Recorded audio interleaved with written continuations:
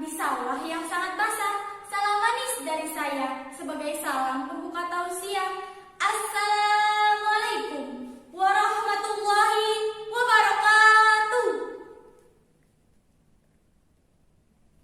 Alhamdulillahilladzi an'ama alaina binikmati imani wal islam. Wassalatu wassalamu ala Rasulillah sallallahu alaihi wasallam wa ala alihi washabihi wasallam. Qala Allah ta'ala fil Qur'anil Karim, a'udzu billahi minasyaitonir rajim. Bismillahirrahmanirrahim. Innal ladzina qalu rabbuna Allahu tsumma istaqamu fala khaufun 'alaihim wala hum yahzanun. Amma ba'du. Pertama-tama dan yang paling utama, marilah kita panjatkan puja dan puji syukur kehadirat Allah Subhanahu wa taala yang telah menjadikan generasi muda sebagai generasi penerus suatu bangsa, tak terkecuali bangsa Indonesia tercinta.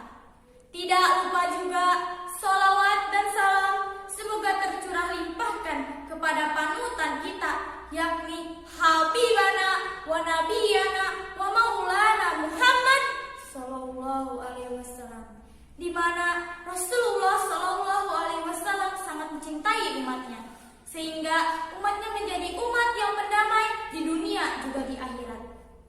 Semoga kelak kita semua mendapatkan syafaatnya. Amin ya rabbal alamin.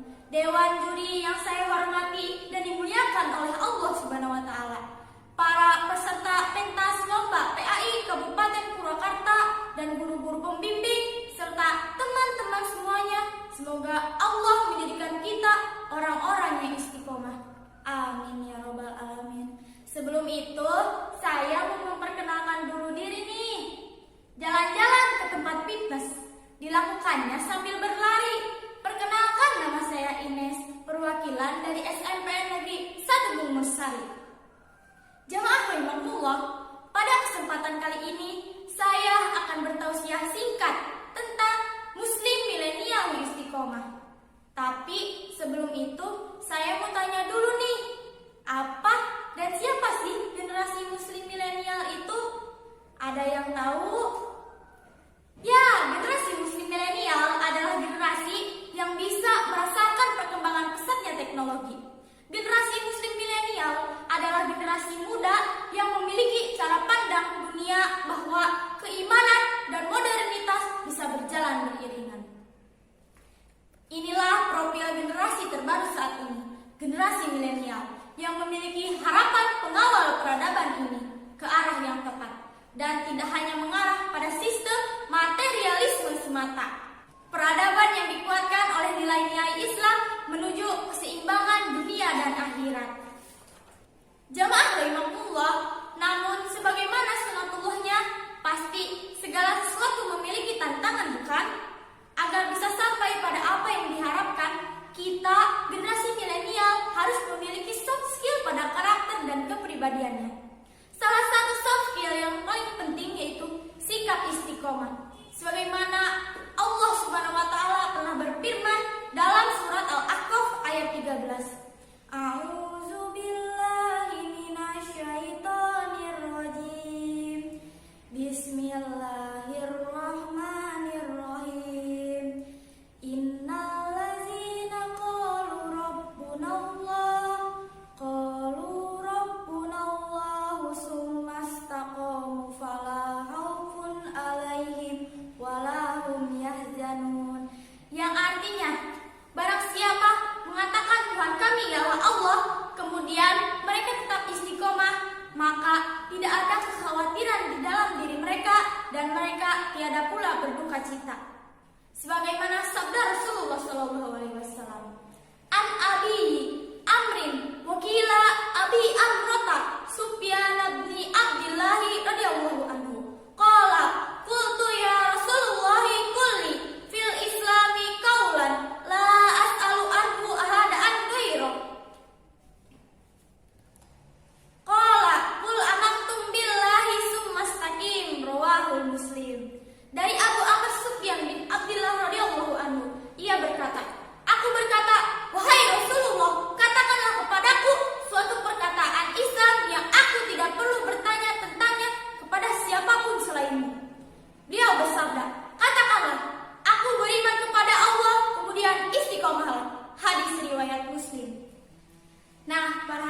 sekalian, tahu nggak sih apa itu istiqomah?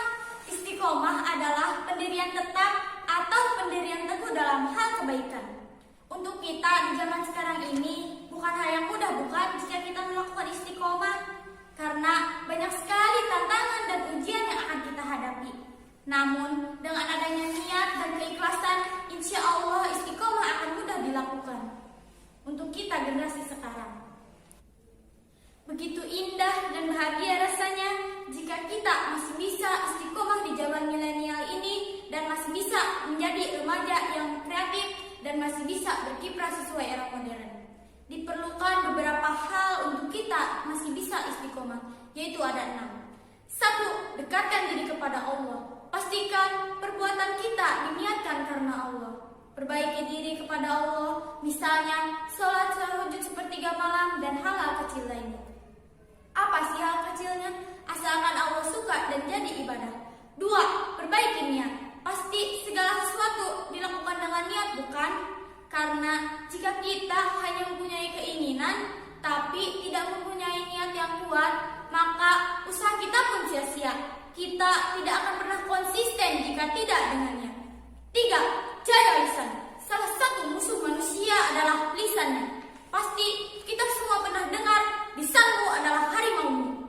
Apalagi di zaman sekarang ini lagi ngetren-ngetrennya posting foto, update status, curhat di sosial media. Untuk kamu yang istiqomah, hadapi dengan bijak apa yang kamu lihat dan jangan mudah ngejudge orang lain tanpa memahami keadaannya. 4. Selalu bersyukur. Bersyukurlah atas apa yang telah Allah beri kepada kita, baik memenuhi kebutuhan ataupun tidak memenuhi kebutuhan. Ingat, mungkin usaha kita masih kurang. Kita belum sadar bahwa ada 1000 cara untuk menuju keberhasilan.